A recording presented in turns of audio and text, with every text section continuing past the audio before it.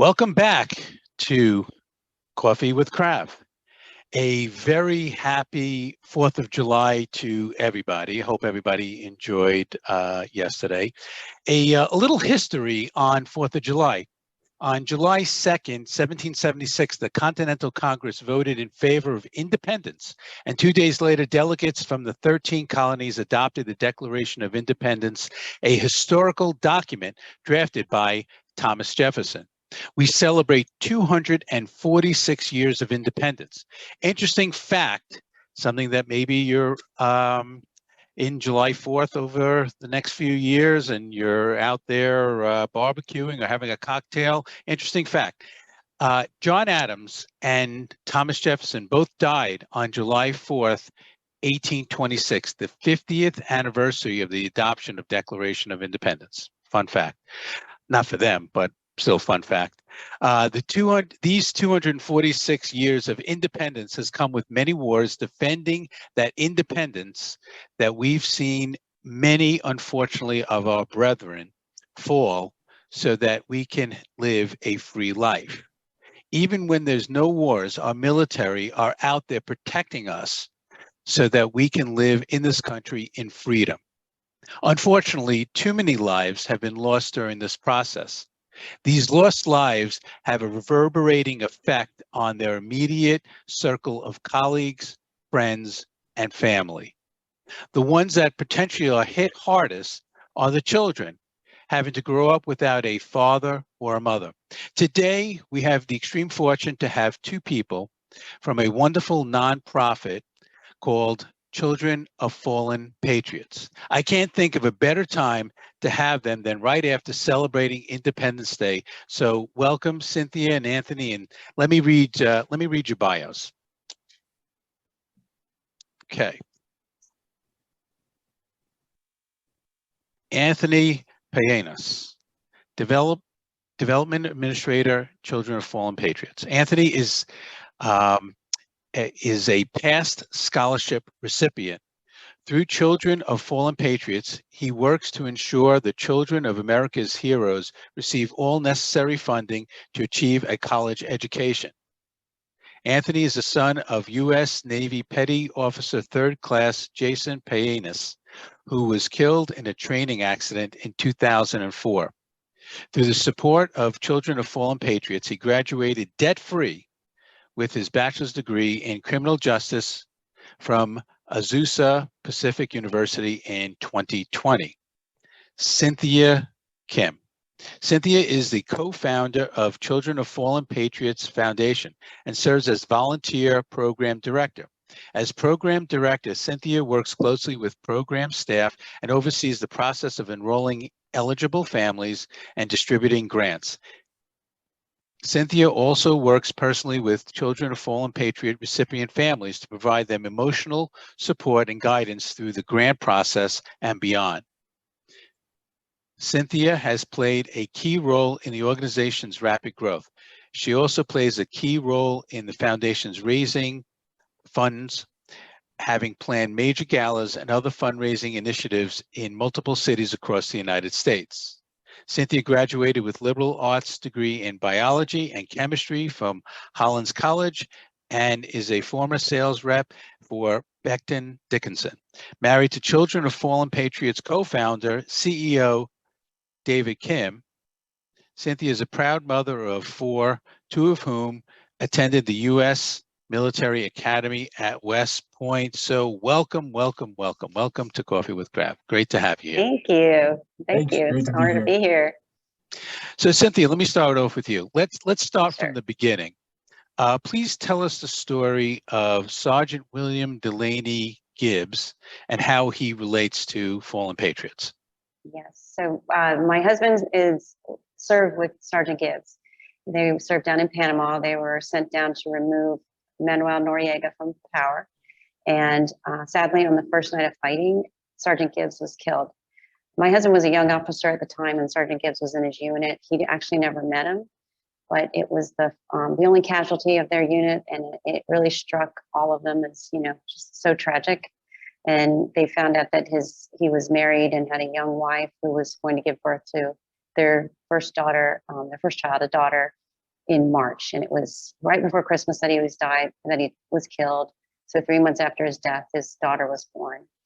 And my husband just always wanted to do something for children like her and like Anthony, to memorialize their parents, to honor their service and sacrifice by taking care of the people they cared for most, which is their children.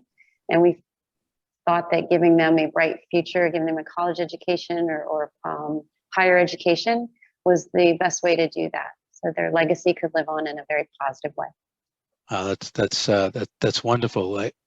It's such a huge undertaking to start a nonprofit. I mean, you and your husband could have just donated to an existing nonprofit, or you could have done other things. But really, the undertaking of starting a nonprofit. And what year did you guys start it?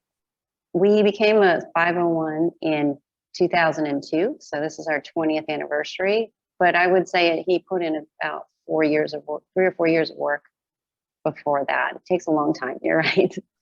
To just get it started took a long time. Well, congratulations on 20 years and just getting it started, and let alone having it be as successful as it has been. Really kudos to you, to your husband, and to the whole organization. But it can't be an easy thing to do, right? It's not, but it's also, it's a labor of love. So we're very passionate about it. We both owe the military a lot. My dad came to the United States by enlisting in the U.S. Navy in Manila, and my husband, joined and attended West Point, and that changed his life. So, we feel it's the least we can do. And if he had been the one to pass in Panama, I imagine some other soldier's family would be trying to memorialize him as well. So, yeah. So yeah, you bring up a good point. Let me ask you that, Cynthia, as a wife of a patriot, how difficult is it, or was it for you, while David is there deployed in Operation Just Cause in Panama, and any of the other dangerous deployments? How difficult was it for you, sitting home worrying about him?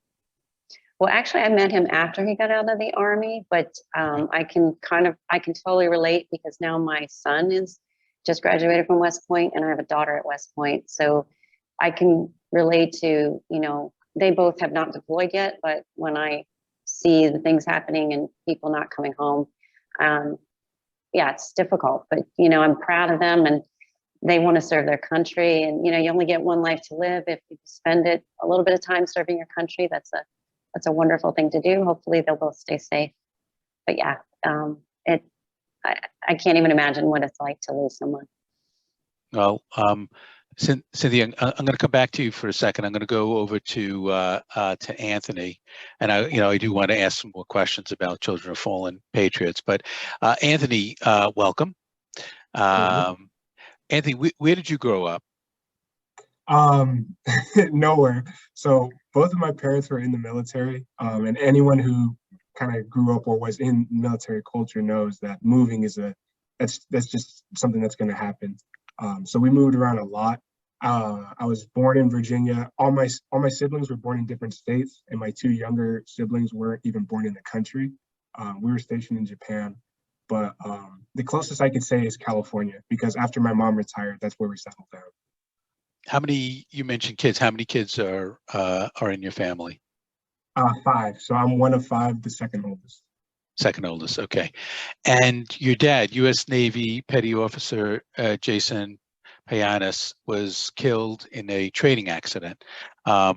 Unfortunately, accidents happen more often than one would think in the military. I read that between 2006 and 2018, about 32% of active duty military deaths were the result of accidents. The news of your dad must have been so difficult. How old were you when he passed? I was pretty young. I was 7 years old. And how did that affect the family at the time?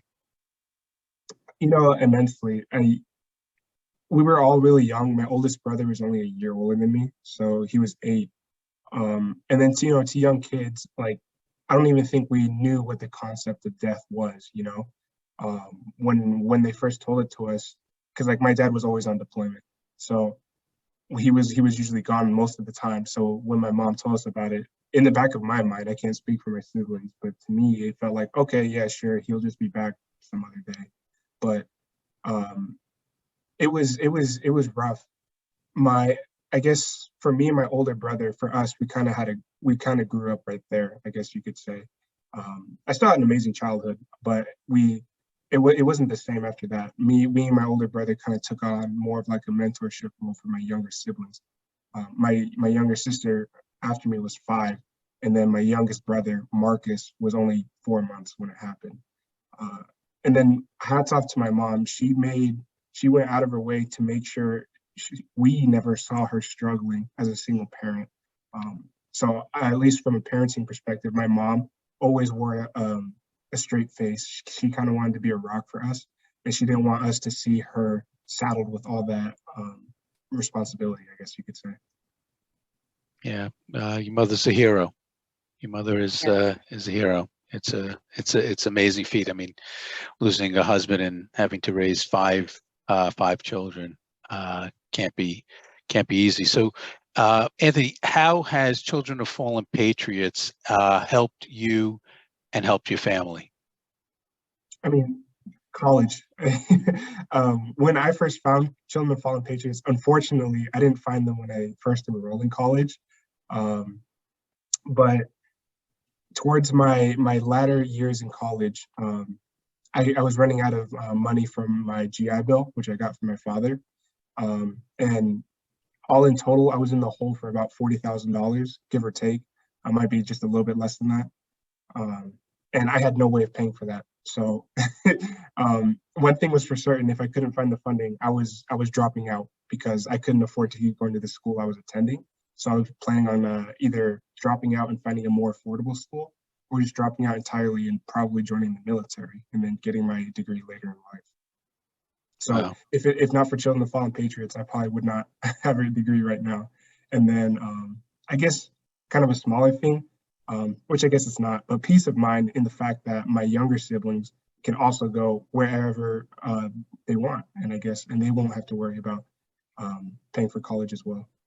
And you mentioned, did you find Fallen Patriots, or did they find you? So we did. My younger sister actually was the one who found it before me. She found it, I think, her freshman year of college.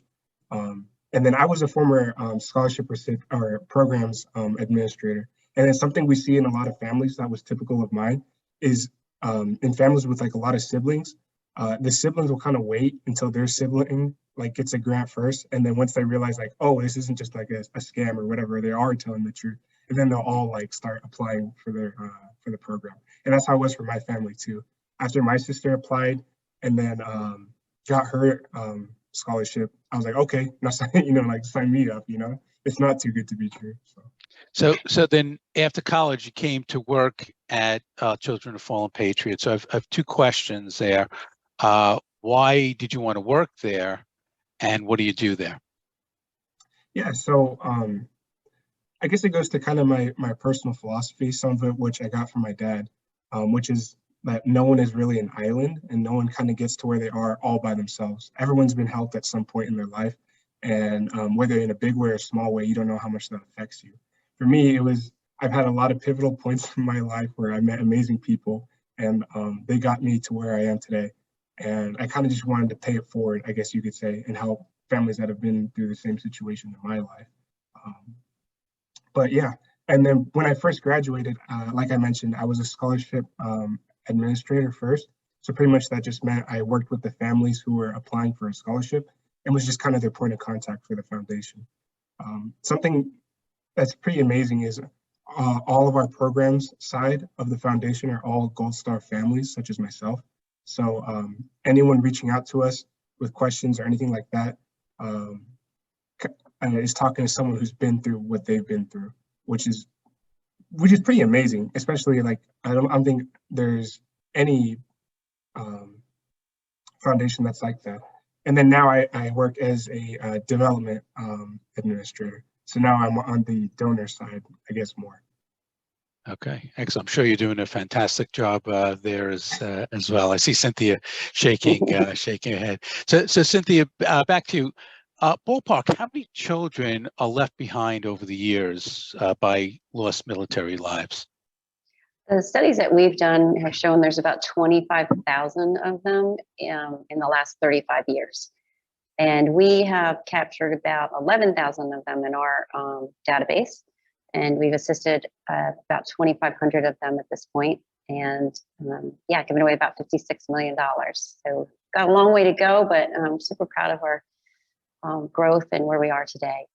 That's fantastic. Congratulations on that. And generally, how much money does the surviving spouse make? Well, our studies have shown that most of them are below the poverty level and have close, like 2 to 3 children on average. Anthony is one of 5. That's not uncommon. We have one family, I believe, that had 11 children recently. So, and then, you know, a lot of the families are blended, or, you know, there's a prior wife. So there might be multiple children from those marriages as well. So it's pretty common that we have someone who has a number of siblings involved or children involved. That's amazing. And seems like Anthony and his family found you guys, but how do you go about the process of finding military parents that lost their lives and the children that will need funding?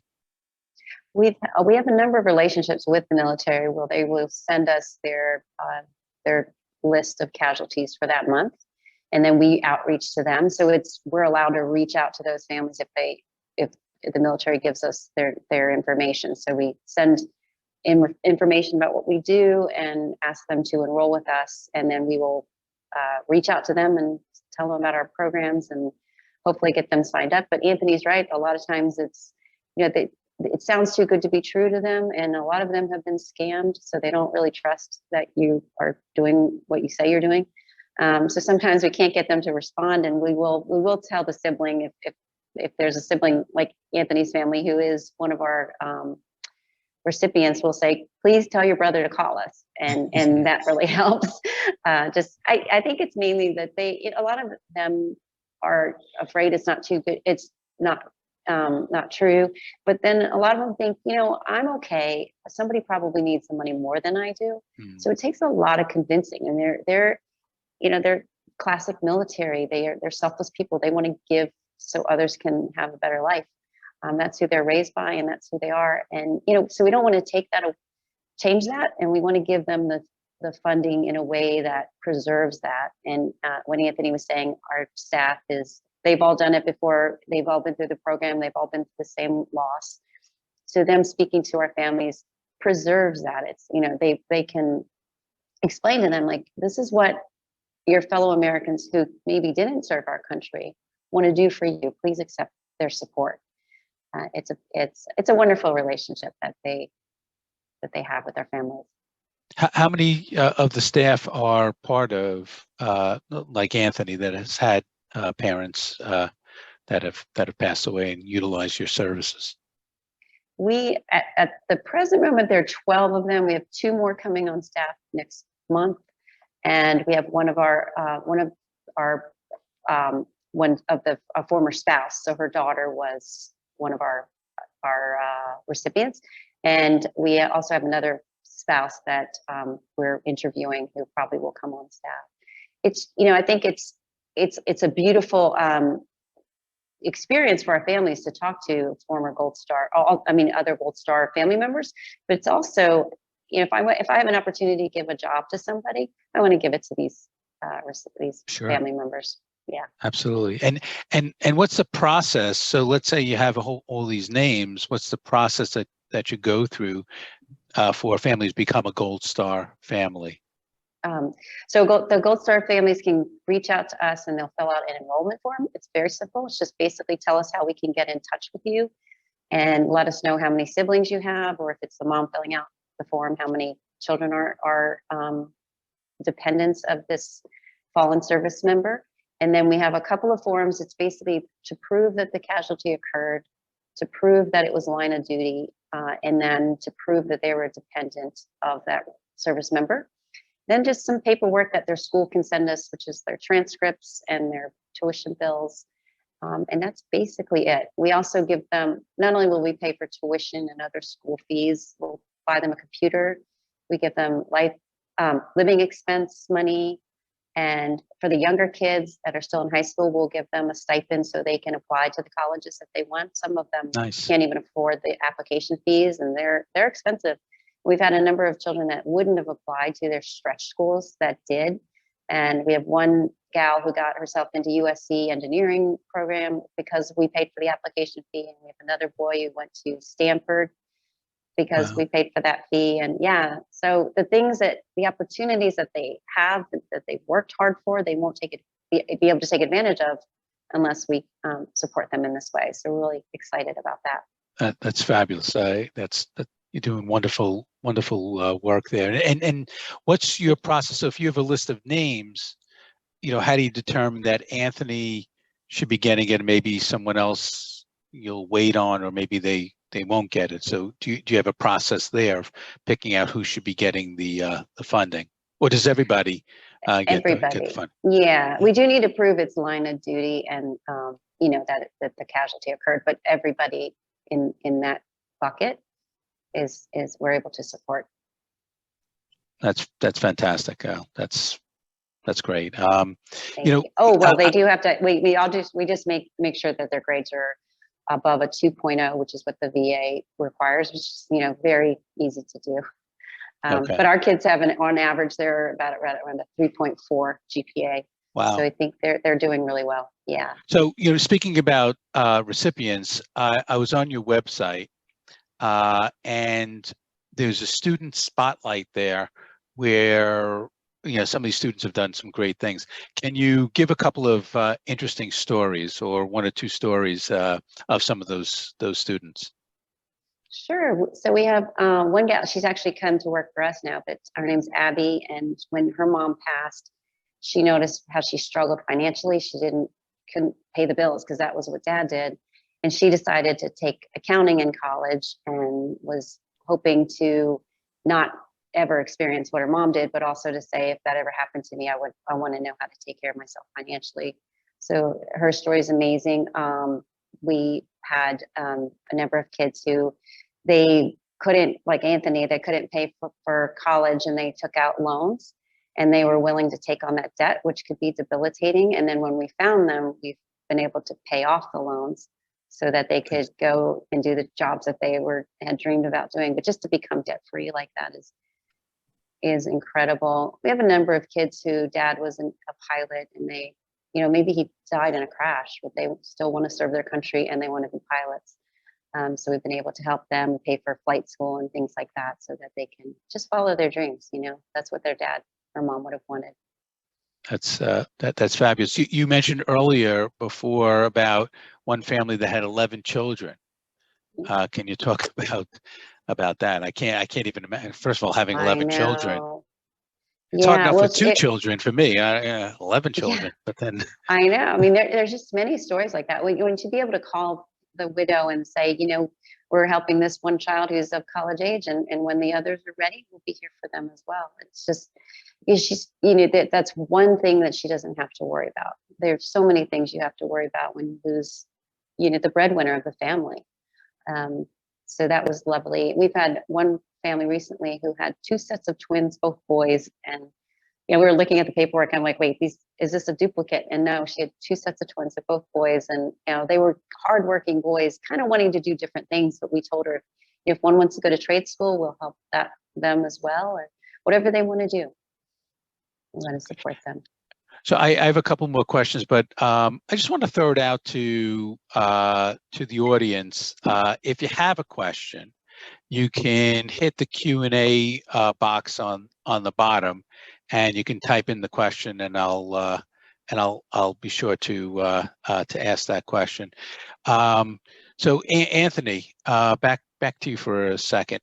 So Anthony, so you said that your sister found it, right? Your sister found Fallen Patriots, and I can only imagine that phone call that she made to Fallen Patriots. Hey, is this a scam? Like, what's the story here? What's going on here?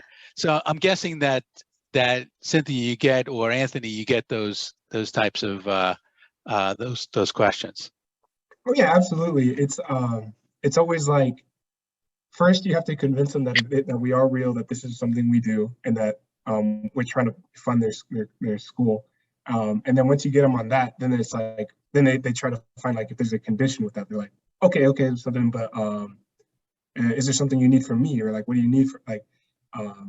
Oftentimes it's like students they're really shocked, and I think me and Cynthia both said it 100 times, but honestly, it's always they think it's too good to be true, because it is. Honestly, if I were to tell you there's a foundation out there who wants to pay for 100% of your college, get you a computer as well for college, and assist with your living expenses on top of that, and then for some of our students, we also pay for their books and supplies for the semester, all for nothing. Like for nothing. Like we don't, aside from updated documents that we require from our students every semester.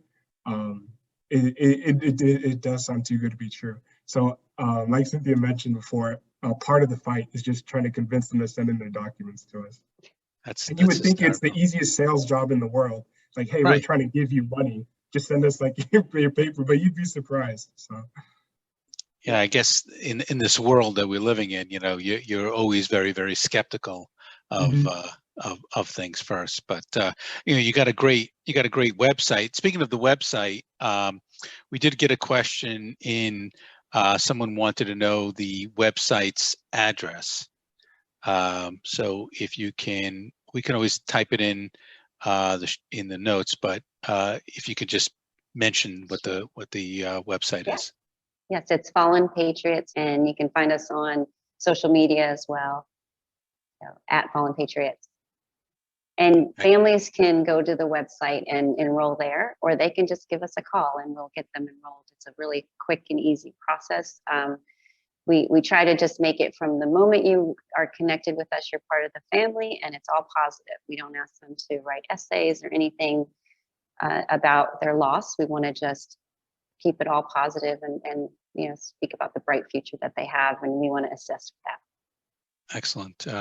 Any other questions from the listeners? Again, just type it in. Cynthia, do you have to meet the family, or do you do now? I guess we can just do things on Zoom. Do you have to meet them? Did you used to meet them live first, and then things have changed over time? No, we've never required that, but just this last week, I had a more challenging case. Like the paperwork was a little bit challenging because it's for flight school. And I Zoomed with the student, with one of our administrators, and that was really fun. I'd love to do that with all of them. I do get to meet a number of them because we have events and we'll invite them. But unfortunately, I don't get to meet all of them, but I would love to. Yeah. Yeah, maybe you do a 4th of July, do a big, get a. So you've helped, what'd you say, 2,500 in total? Yes, we're about at 2,500 right now, and we still have, a number, and we have a pipeline of 8,000 more that will need our help in the future. Wow, that's amazing. Well, maybe getting all those people together at a July 4th party might be a little bit too much. Might be, but I asked some questions here. A lot of times there's questions that I've forgotten to ask, or something that you'd like to say, or questions I should have asked that I didn't. So I'll throw this out to both of you. Either any comments or final thoughts, or questions that I should have asked that I didn't ask. Sure, I can just add to that our board is very generous, and they cover about 97% of all of our overhead. Wow. So so any non-donor dollars, about 97% of their money will go to the children. We also do things like internships. Our board and our donors often offer us jobs, like Citibank is a big donor of ours, RBC Bank is a big donor, and Goldman Sachs. Like they're offer to do things like symposiums for us, or teach our kids about the finance world. So a lot of them have no idea what what it means to work in finance. And so we kind of coach them up in that, and that brings them together as a group in a positive way, so they get to meet each other. For some of our really strong students, we'll help them study abroad. We'll pay for that because a lot of times the VA won't cover those programs. So we'll cover those and get them that experience, which, you know, nowadays it's not just a college education. You've got to really have a robust resume. So we'll help them have things on there. And we also cover tutoring. So some kids are like, I'm just struggling. I can't get there. We'll pay for tutoring. And I can't think of other things, but I want to make sure. Would you do the tutoring for, let's say, middle school kids and high school kids? No, this is just for college age kids. Okay. Yeah. Yes, but we do the stipend for the high school age kids, and some of them will use it to do ACT prep and SAT prep because the test scores are really important to differentiate yourself. Excellent. Well, that's great. Anthony, any final thoughts? Any parting words? I guess the only thing that comes to mind right now is to anyone listening, I guess now or in the future, whenever you're listening to this, if you know of a Gold Star family, or if you know anyone, you know, kind of similar to me, just please refer them to us, give them our URL. It'd be amazing. But other than that, I can't really think of anything off the top of my head. Well, this is a great story of caring people whose mission is to provide education for military children who have lost parents in the line of duty. These children might never have had a chance to go on to higher education. Heard Anthony with his story without the help of Fallen Patriots. It's a fabulous story, and thank you really for all of your work. Really, it goes without saying. It's just very appreciative here. We will be back next with Coffee with Krav on Tuesday, September 6th at 10 o'clock a.m. when I talk to Kelly Holland. Kelly is a former New York Times business editor and an award-winning journalist who will talk about her new book, You Are Worthy, and her own mission of financial empowerment for women. You will not want to miss this. So for now, peace, and we'll see you soon at Coffee with Krav. Thank you very much for your time.